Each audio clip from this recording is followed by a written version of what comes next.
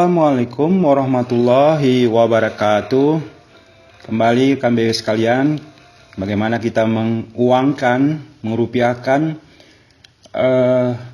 cash point kita ke username tertentu yang akan kita tuju. Seperti biasa kita masuk ke dalam akun kita dengan mengetikkan username dan password.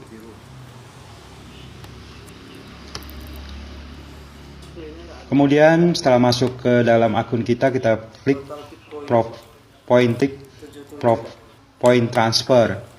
Kita klik lagi cash point transfer. Selanjutnya adalah kita mengetikkan cash point kita habiskan, yaitu cash point saya 70,50. Habiskan.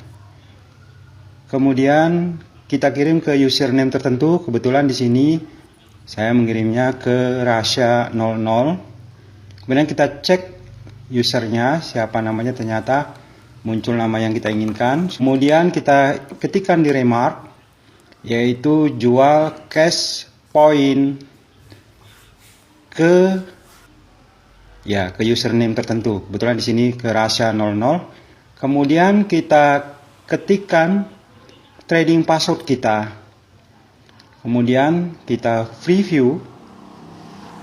Nah, kita lihat di sini, ini datanya yang muncul.